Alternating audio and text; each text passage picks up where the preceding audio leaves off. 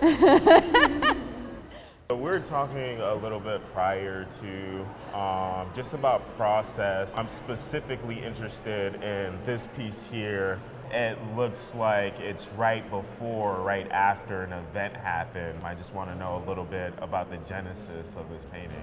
Okay, so a lot of my paintings are just come from like a snapshot that I took, and I'm documenting Rory and his mom meeting his new car. The composition of it spoke to me. So a lot of the times it's just the composition and something about the content that I feel is worth painting and engaging in with on deeper, like in the studio. And that is where the more like emotional content enters. Like this painting ended up, and that's fed by what's going on in my life, what's going on in the world, unconscious things, I'm sure. So when I take the kind of idea for the painting, whether it's, from a snapshot or just a composition in my head, or like, oh, I want to paint this thing, this idea, then bringing it into the studio, the actual act of painting, like we were talking about, like what happens that you can't control in the act of making, a lot more is kind of either revealed or created through the act of painting. Like this ended up taking on this really melancholy feeling, and somehow just when I painted Rory's face, we had just talked about some sad things, and so that just kind of came into the face, and then that to me suggested this like layers of like earth at the bottom, that goes down to like the bedrock of where all of our emotional pain comes from, or trauma comes from, past history, and that like for me that was like the lava, like it's either like coming up through the ground and he's trying to keep it down, or there's some connection between what's under the surface and this world. I have a question just that I ask like a lot of artists because I'm trying to like get help for myself. Is like, what is the thing, if there is a thing, that you struggle with the most in either the making of your work or the having your work be in the world? Yeah, so I could answer that question in like two different parts. I could talk about a lot of the technical challenges with working with the material that I work with, which is clay. Clay kind of has its own life. It does what it wants to do. And I'm realizing that the environment here in the Bay really affects the way that I'm able to work in clay. So the summer I can make things, the summer is like ideal because the sun's out, there's not so much moisture in the air, so the speed that I can make stuff is like really intense. But now when it's a little bit cloudier and rainier, it takes things forever to dry. I'm having an issue with like things collapsing because there's so much moisture in the air. And then just like being able to keep up with the speed that I'm able to work with in the summer. So that's kind of like a technical challenge. Now with like having more experience with showing work, it's just like being more comfortable with having a more affirmative stance. I think before I've always tried to layer the things that I'm talking about, but now I'm starting to become like more comfortable with like talking about the things that are important to me and important to my heart. But that's also like terrifying in the same sense. So it's like you want to make work that's like truthful, coming from yourself and vulnerable, but like in doing so, it's just like and then do scary. That in public. Yeah, it's like it's scary, it's intense, it takes a lot of like just like emotional courage, you know. And then it's one thing to make the thing, but it's another thing to do a situation like we're doing now. We're actually talking about the work and some of the subject matter and the things that go into the work. So does that fear or like vulnerability affect your making of the work? Does it ever freeze you up for making the work? One of the things that, has helped me is just like being myself and making the work that I truly want to make. Yes. So I try not to let that dictate Yeah. what goes into the studio, because I don't want to think about Yeah.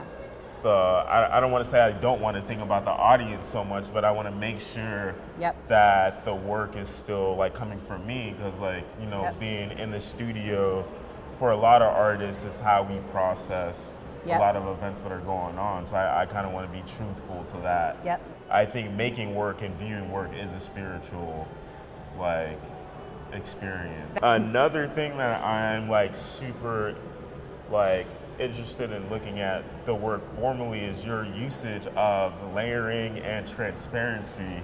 It almost seems like the paintings start off like super expressive and gestural, then you start to refine as you move on. Yeah. I didn't ever learn like how to paint, so I kind of figured it out myself, which to me meant put a bunch of background paint down and then draw on it and then color it in, like, you know, but in doing that, because my drawing skills, I was very frustrated with much of the time, I would scribble out what I had just drawn, so that creates a lot of the gestural kind of backgroundy stuff. And then I noticed that I really responded to how it looked when I didn't color everything in.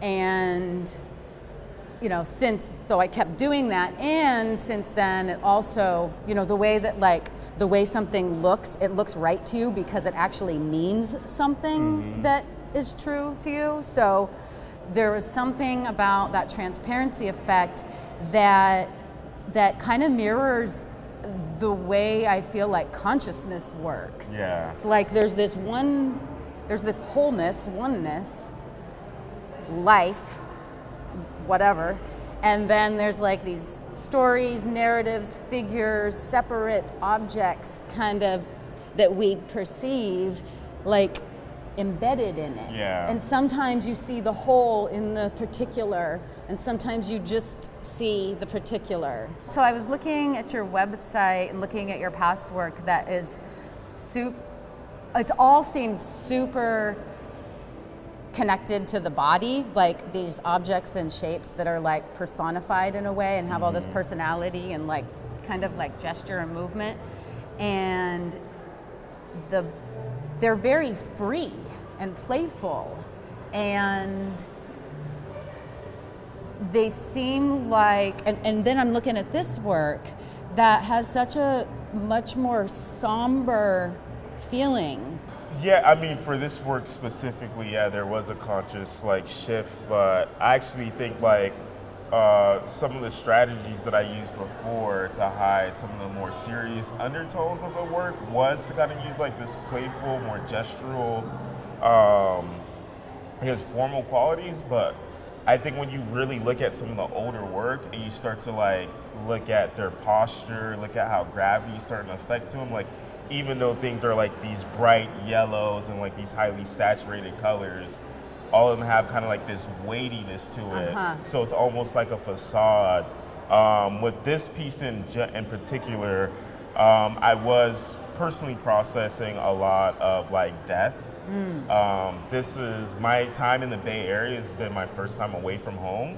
A huge chunk of my time in the Bay, I was in graduate school. So I had close family members to me pass away, and I wasn't able to fly back to the funeral. And after I graduated, I'm making trips back to like South Florida, hanging out with like my aunts and uncles and other cousins and things like that. Then like mentioning like, oh, where's Eddie? And then the gravity of that like hitting, you know? So I wanted to make a piece to kind of like, I don't want to say memorialize, but just to remember like those who aren't with us now. And then I think during the conception of this piece as well, there are a lot of like highly publicized deaths in the Bay Area. One specifically of Stephon Clark and I believe Sacramento. And then while installing this show, Niall Wilson passed away on BART, or was murdered on BART. So I think this piece was kind of like my way of trying to like, I don't want to like just process a lot of that going on. It started out as something personal and kind of had like this like larger like whole, because a lot of us go through just like loss. It's like a part of life. Yeah, there's some formal decisions with the work, like with the color of tiles. I did like a lot of tests, and the main logic behind like the blue tile is for you to see your own body in the piece, because it's like highly reflective. The candles have scents. I've been getting into a little bit of like aromatherapy and how different scents help you, one, acknowledge your breath, but they also like help like kind of calm down your consciousness. So there's actually eucalyptus in the candle. The candles, I conceived of the candles because I wanted to think about time too. I think like time is a way to kind of like see, or candles are a way to see time kind of like progress. But then, you know, candles are used a lot in a lot of like public memorials or like side street kind of like memorials. Well, and what like a good metaphor for life. You burn and burn until it's over. A lot of my work has had like this close relation to like labor, and how labor kind of like wears down on our body. I'm first generation American. Both of my parents are from Haiti. My mom works 84 hours a week. My dad has worked to a point where his back has completely like atrophied. He can't work anymore. Just seeing like how we put our bodies, or how we put our work in like making money over actual like self-care. So I think just seeing that, a lot of my work like emulates that. Just thinking about like ceramics as like this carrier of like a vessel. There's such a metaphor to like the human body, and then just how precarious the material is too. A lot of people are like freaked out like when I'm like walking around with this massive ceramic thing, putting it on like a precarious like base or something like that. I'm like, every day you hop in your car, like you never know. Like you walk down the street, you never know. So it's just like, I think it's just like a weird dichotomy for people to like have this preciousness to like this kind of like art object and not really look at their bodies in a similar fashion. I grew up in the church. My parents are like super religious. I'm not so religious now, but then just like the analogy of like this material coming from the dirt.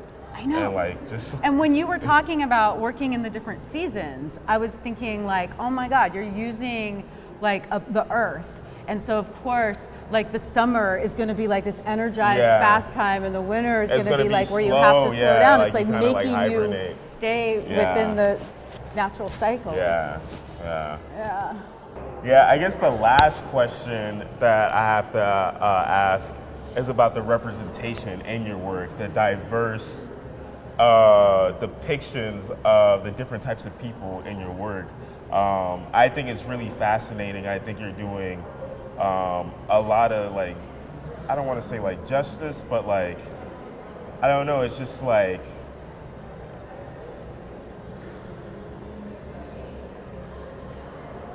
it's just like interesting to me, you know, like I feel like we're living in like a time period a lot of people are like, I don't know, like we're dealing with like race and things like that, and for you to make decisions not to depict people that only look like you, but to depict a wide range of people, I kind of want to, I guess I want to know more about that, like just how do you feel when you're depicting people of color in your work?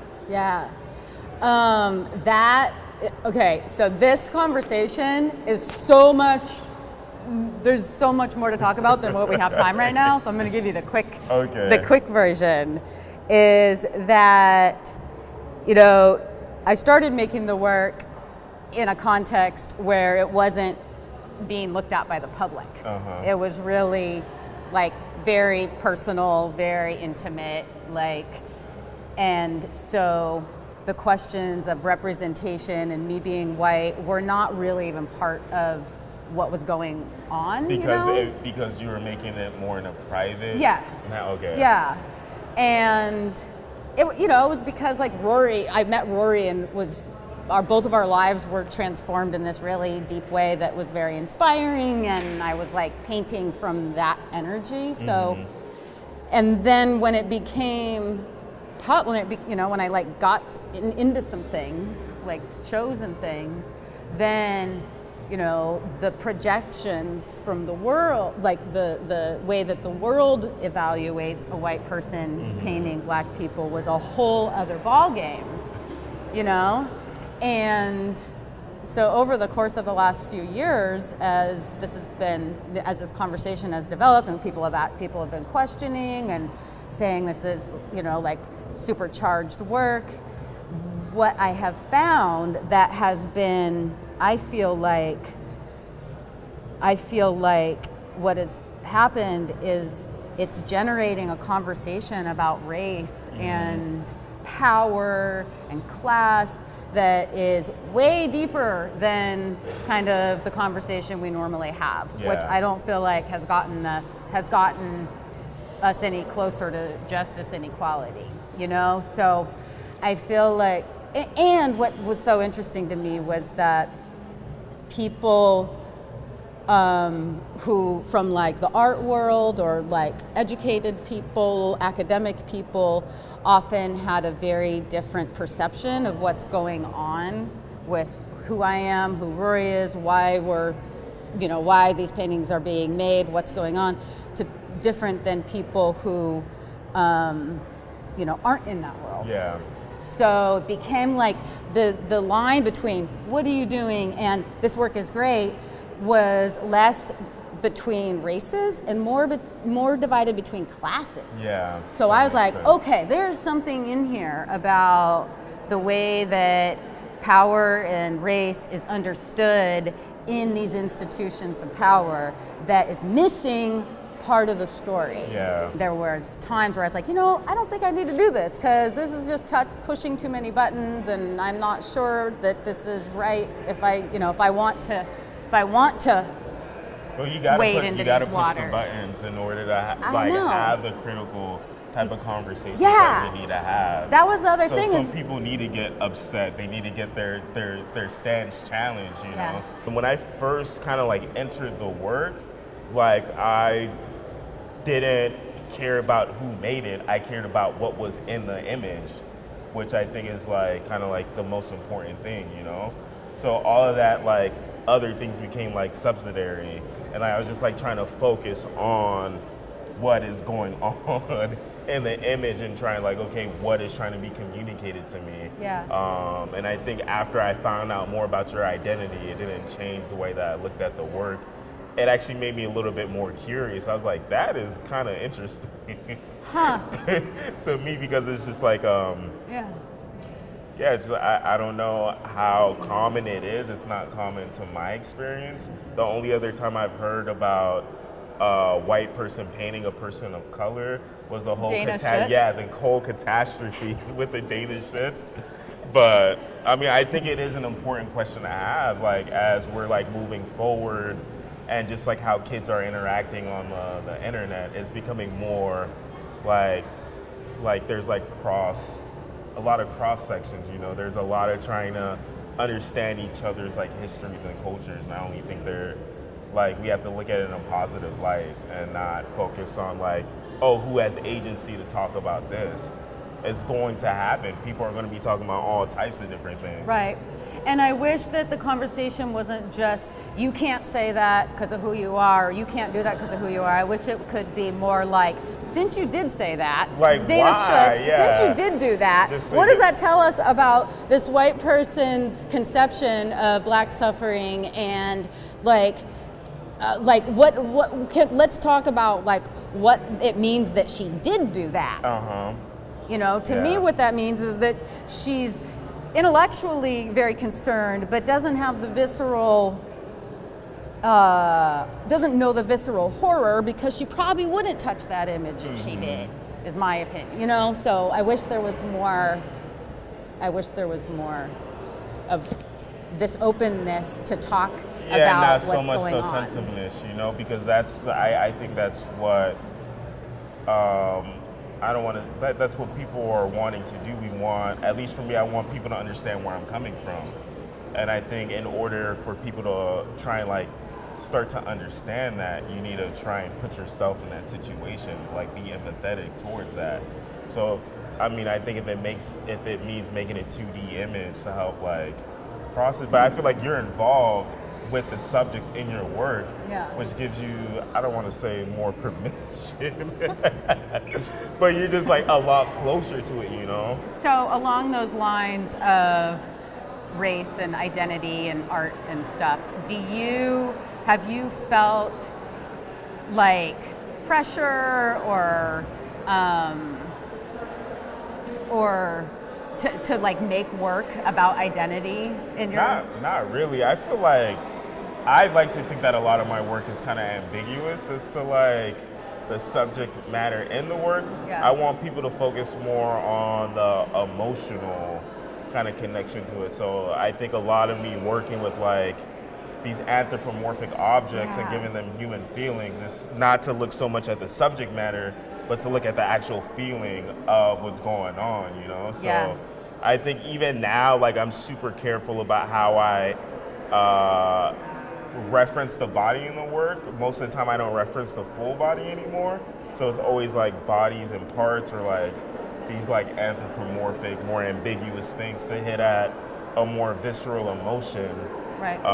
Versus focusing so much on the identity, because I think like the identity part still creates a lot of divisiveness, you know? So I just want people to kind of come with their own. You have figured out a way to talk about humanity, human bodies, with like deeper than identity. Yeah. I mean, that's something that I'm trying to like think through a lot, you know? And I think a lot, at least for me, when I first got into art, it was just to escape the context of like who I am as a person. Like I kind of wanted to not exist and like be able to like, you know, just like not be somebody else, but be something where like all of this doesn't matter.